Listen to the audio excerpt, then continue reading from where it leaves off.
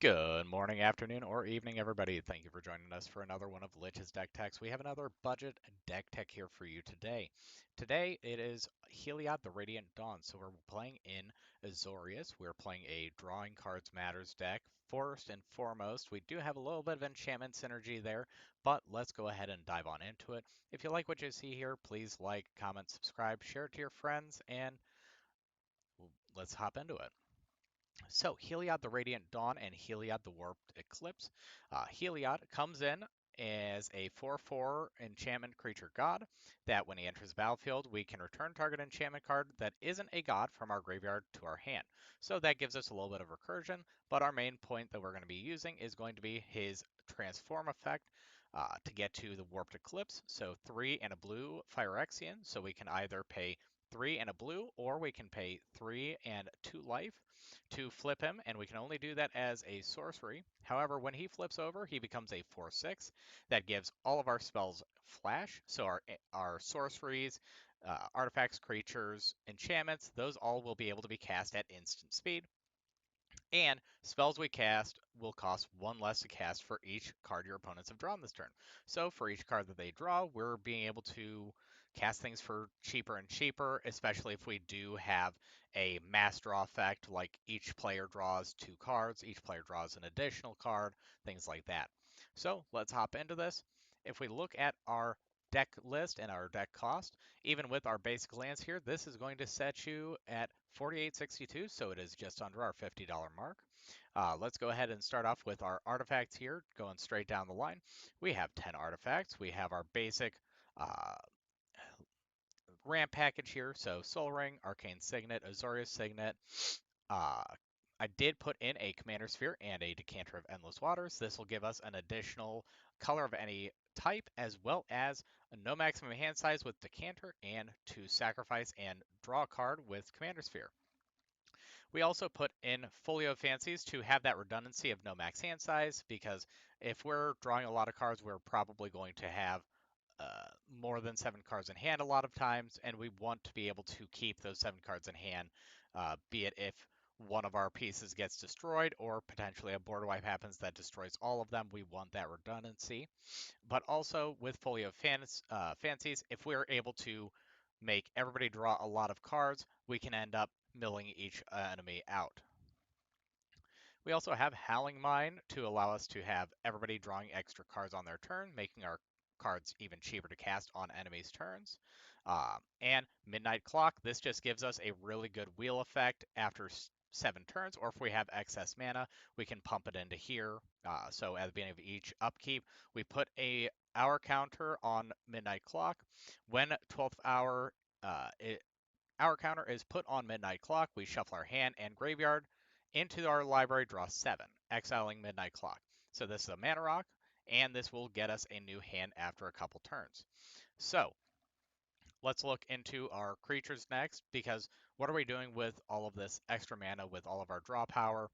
Again, we're going to be able to play at instant speed, so we'll be able to cast some of these guys for X on their turn, dodge some removal, dodge some pesky things that might happen on their turn. So let's start off with something that's a really interesting card, especially since it has dropped significantly in price. This is Stone Coil Serpent. This is a X00, enters with X11 counters on it. Artifact creature that has reach, trample, and protection from multicolored. So if we were to be able to cast this for X being the amount of cards our opponents have drawn that turn, and let's say each player's only drawn two cards that turn, that is a 6/6 for 0, essentially. That's huge for us. And the protection for multicolored, that gets around a lot of things that are, you know, 2/3 color commanders, 2/3 color damage spells like Deafening Clarion. It's a great card all around, especially with such a low mana cost and such a, versatile creature. Progenitor Exarch, our next 1-drop here, which we can pay XX to have a incubator token of 3 come in X times. So we would get a incubate token with 3/1/1 counters on it as many times as we pay into the X, or we can just pay 1 white, have this enter, because our main focus with this is going to be the tap ability, transform target incubator token you control. So we're going to be able to make a couple different incubators and we'll be able to flip them at will. That's going to be great. That's going to be helpful. And that's huge for us later down the line, especially if we have excess mana and we're able to flicker this creature. Flump just gets us and the player that is dealing damage to it to draw extra cards. That lets us have even more free mana there. Goldforge Thoptrix, this is just going to protect some of our legendary creatures. We are running a good handful of them. I believe we have 3 in the main deck. We'll have even more if we look into our $10 upgrades there. So Ward 2, each one of our legendary creatures will have the spells that target them be countered unless the opponent pays an additional 2. Kami of the Crescent Moon and Quain to give us a little bit more draw power on our opponent's side.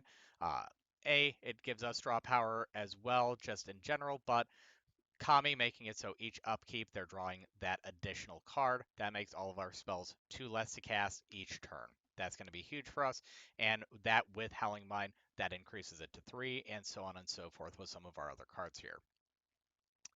Quain, that gives us a little bit of life, and also can set aside a little bit of animosity and say, hey, I'm going to help everybody. I'm going to help everybody draw cards and let us kind of sneak in there a little bit with a little bit of group hug.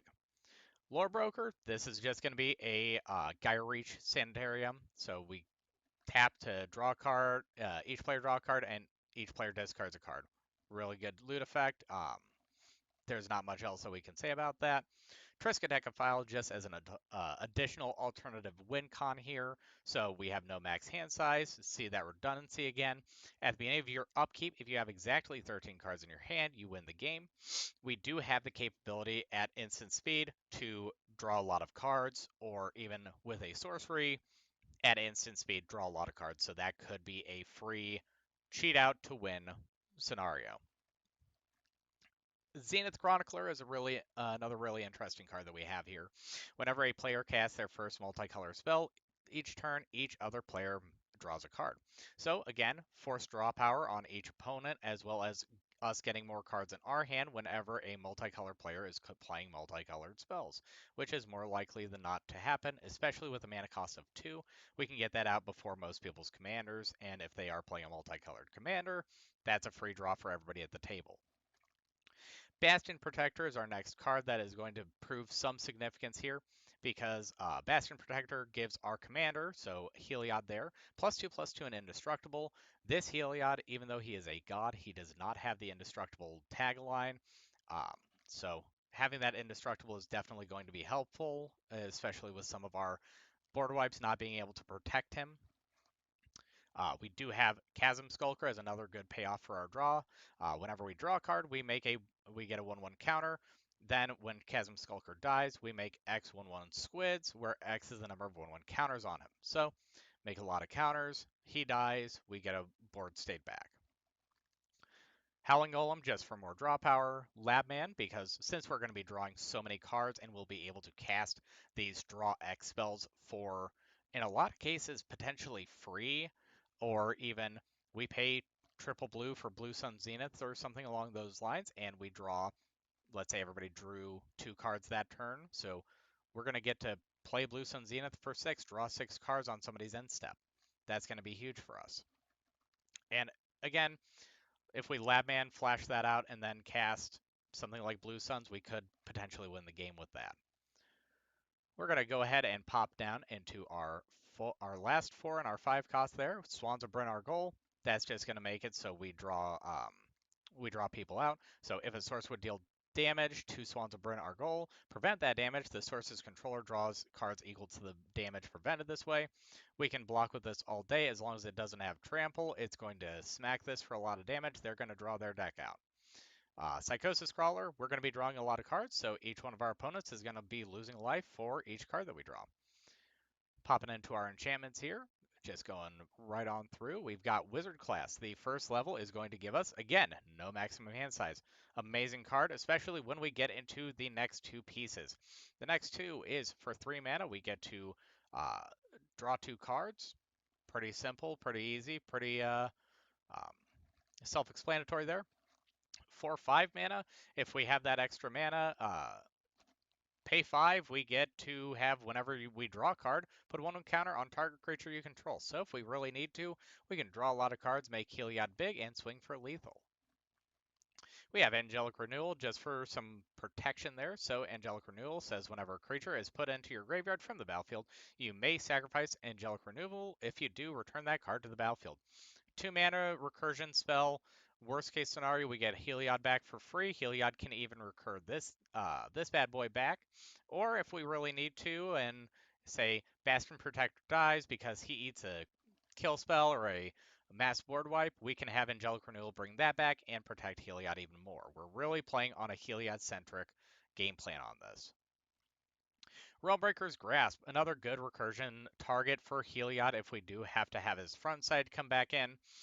Enchanted Permanent cannot attack, block, and its activated abilities can't be activated unless they're mana abilities. It's a good little prison effect there. Stasis Field, again, just more good targets for Heliod's front side. Enchanted Creature gets 0/2 as their base power toughness, it has Defender, and loses all of their other abilities, so that turns off our Atalis, that turns off our Atraxas, that turns off a lot of things for 2 mana. It's going to be a great piece for our overall game plan. Curse of Verbosity, we've got a 3-drop enchantment or a curse, so that is going to get put onto somebody, and whenever anybody attacks that person, you will get to draw a card, and that person will draw a card. So not only are you refilling your hand, you're playing with the table a little bit, and also uh, getting your spells to be cast for a little bit cheaper each turn. Imprison in the Moon, just another good prison effect. Enchant target creature, land, or planeswalker. Enchanted Permanent is a colorless land with tap, add colorless, and loses all other card types and abilities. So we can put that on a pesky land like a Cabal Coffers or an Urborg, or we can put it on something like the Eternal Wanderer or something like that where we want to get rid of a problem piece that we don't have direct removal for. Induced Amnesia is just a really good force draw a lot of cards spell. When it enters the battlefield, target player exiles all cards from their hand face down, then draws that many. When Induced Amnesia is put into a graveyard from the battlefield, return the exiled cards to their owner's hand. So somebody has, say, 4 or 5 cards. If we Induced Amnesia them, they'll immediately draw 4 or 5 cards, making our spells cheaper. If we pair this with any of our wheel effects or any of our um, again, draw X spells, we could potentially net a lot of free mana, so to speak. And finally, Phyrexian Awakening. We do have a little bit of Phyrexian synergies in here. This is going to give us an Incubate 4 token, so a 0/0 Phyrexian with 4/1/1 counters that we have to transform into it. And it gives all of our Phyrexians Vigilance. Heliod himself does not have Vigilance on his backside that does have Phyrexian, so we can swing him in and keep him up for Defender as well. We make it so we can swing with just a handful of our cards. We're not really going to be worried about the offense here. We're not going to be worried about swinging in a lot, but worst comes to worst, it's going to be a good protection piece. Um, so we can swing in and not be worried about how many things have to block. Popping into our instance, we've got a couple protection pieces in March of Swirling Mist, making it so we can phase out up to X target creatures. That can be our creatures, that can be opponents' creatures. We can make a deal, or we can just protect ourselves from a board wipe. Surge of Salvation, that makes it so you and permanents you control gain hexproof until end of turn and prevent all red and black damage that would be dealt to creatures we control this turn. So that doesn't protect our face, but it protects our board from Blasphemous Act or any black spell that would deal damage. That's going to be huge. We also have some protection in counter spells, such as Counterspell, Negate, um, Unwind, and Commit. Commit is a really interesting counterspell because we get to put the spell, so we can take it from the stack, put it on top of their library. It is essentially a counter, but not really a counter. But we can also use that as a targeted removal and remove a non-land permanent, put it back on top of their library. And if we combine that with its secondary half, Memory, we can shuffle that card away. Looking also in our instance here, coming back up, we do have a couple draw spells here in Vision Skeins, making each player draw 2 cards for 2 mana. So playing that will allow us to make all of our spells 6 mana less. Words of Wisdom, which allows us to draw 2 cards and then each other player draw 1 card. So we'll be able to draw 2 cards, refill our hand a little bit, and then make all of our spells 3 cheaper for the rest of that turn. Blue Sun Zenith, target player draws X cards. We could use that as a kill spell, or we can just draw ourselves out. Even the Score. This is going to be a great card, especially since the first line of this says this spell costs triple blue less to cast if an opponent has drawn 4 or more cards this turn. So if we are able to force each player to draw 4 cards, we can pay just the X cost. So for each card that's been drawn this turn, we get to draw that many cards. Uh, we have removal in Oblation and Swords to Plowshares. Oblation's a really interesting card, especially with the price point. We get to essentially uh, we get to Chaos Warp something, but instead of them getting something for free into play, they get to draw 2 cards. So we actually benefit more off that since we get to shuffle their big thing and that's scaring us away, and we get our next spells to be 2 cheaper. And finally, in our instance, we have emergency powers. So we get to pay 7, and if we cast this in our main phase, we get to perform an additional effect. But each player shuffles their hand and graveyard into their library, draws 7 cards, exile emergency power. However, if we cast this spell during our main phase, we may put a permanent card with CMC 7 or less from our hand onto the battlefield after this spell has resolved. So we cast this spell in our main phase, draw 7 new cards, and get to play something for free if we do it in our main phase. And if we're drawing enough cards, if we're doing what this deck is wanting to be doing, we could potentially cast this for 3 mana. That's going to be huge. Our land base is pretty basic here. We've got our cracklands, we've got our myriad landscapes, our temples, our check lands there. Nothing super crazy. And popping on into our sorceries, we have a lot of X spells and a lot of high mana cost spells, as you might be able to see here. First off is Prosperity. Each player draws X cards, so we pay blue and pay, let's say, 3. Each player draws 3 cards. Guess what? We're 9 mana richer right there. We get to have all of our spells cost 9 less. Holy hell, I can't speak. We're doing this fast. Curse of the Swine, we get to make X amount of things get exiled permanently, and we get to make 2/2 green boars. Guess what? That means that we could Prosperity, make everybody draw 3 cards, and get 9 targets on that. We get to exile a lot of things with that bad boy. Fascination. This is a really interesting card because it's a modal draw spell. So double blue and X, and we get to choose one. We can either have each player draw X cards, which is, again, great. That's kind of the plan of the deck. Or if we've already had everybody draw a lot of cards and we just want to, I'll say, hasten the gameplay a little bit, make everybody mill out pretty hard, we can make each player put the top X cards of their library into their graveyard. So that benefits us if we have the Labman as capability of win off that, or we can, again, draw everybody out, make us have even cheaper spells. Finale of Glory. We get to create X2/2 white soldiers and with vigilance, put them on the battlefield. If we have X being 10 or more, we also make that many 4/4 white angel creatures with flying and vigilance. Instant board state, so worst case scenario, we can use this after we use one of our other spells here because we do have a handful of uh, mass board wipe here, but it's an interesting card for us to kind of sink a lot of mana into after something like that, especially if we can still have Heliod out. White Sun's Twilight, kind of on the same vein here. So we gain X life, create X 1/1 colorless Phyrexian Might artifact creature tokens with Toxic 1, and this creature cannot block. If X is 5 or more, destroy all other creatures. So hopefully we can protect Heliod with something else, but we get to destroy the board, have an instant board state, gain a lot of life, and again, destroy all other creatures. Cut a deal, just a decent card. We get to pay 3. Each opponent draws a card. Then we draw a card for each opponent who drew this way. So each opponent draws a card. We draw 3. Secret Rendezvous. You and target opponent each draw 3. Simple enough.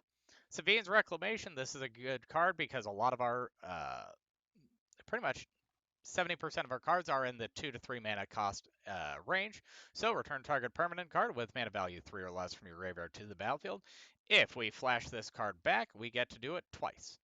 So Simi's Reclamation is a pretty decent card, regardless of when we get it, and if we can cast it for 1 instead of 3 or 5, that's going to be huge as well. Mass Manipulation is a good game ender. We got quadruple blue and XX. Gain control of X target creatures and or planeswalkers. If we've got a lot of cards that have been drawn, we can say, hey, I'm going to say X is 6 and put 6 actual mana into it, and we can yoink a handful of things, instant board state, and as well, hey, let's take that planeswalker that was about to ult. Get some value. Tales of the Ancestors is a very interesting card because we could cast this for its Foretells cost, or we can cast it for its sorcery speed cost. Either way, each player with fewer cards in hand than the player with the most cards in hand draws cards equal to the difference. So let's say one player, he's already drawn a lot of cards, or maybe we've already drawn a hell of a lot of cards. Maybe we've got 18 cards in hand, and the next nearest person has 7 at their max hand size. We cast this, everybody has to draw 11. That's free mana for any of our X spells, as well as any of our generic costs. Promise of Loyalty, good spell, especially if we can cast it at instant speed with Heliod. Each player puts a Val counter on a creature they control and sacrifices the rest. Each of those creatures cannot attack you or planeswalkers you control for as long as it has a Val counter on it. So, if we have instant speed removal, that's great. If not, this is a selective board wipe and we get to be protected from those cards. Time Wipe, another very selective board wipe. Return a creature you control to its owner's hand, destroy all creatures. So we return Heliod to our hand, and then we board wipe. Game Plan. This is a really good card, especially if you have somebody at the table that you might be able to strike a deal with. It has Assist. Another player can pay up to 5 mana of this spell's cost. So you can say, hey, does anybody want to help me cast this spell? They can pay up to 5, and you can pay as little as 1 blue to have each player shuffle their hand and graveyard into their library, and then draw 7 cards. A good wheel effect. And last but not least, we have Stormherd. Since we are playing this way, and we do have a lot of cards that could be gaining us life and could be preventing us from losing life. Stormherd, especially if we can cast it for as cheap as we could potentially get it, because as I stated with the Prosperity, we could just pay 3 into that and then have Stormherd for 2. So create X11 White Pegasi, and X is going to be your life total. So if we get this off and we have a pretty explosive start, we can have upwards of 30 some Pegasi. That's huge, especially in such a budget deck. Before we get through, before we end this, again, I just want to remind everybody to like and subscribe if you like what you see here. Comment if you see something that we could have done better with this budget. And now we are going to go ahead and hop into our upgrades. Each one of these cards is under $10, and these are very cheap upgrades for us to pop into. Any of these slots is just a good option for us to have, right? So first and foremost, we have Fairy Mastermind.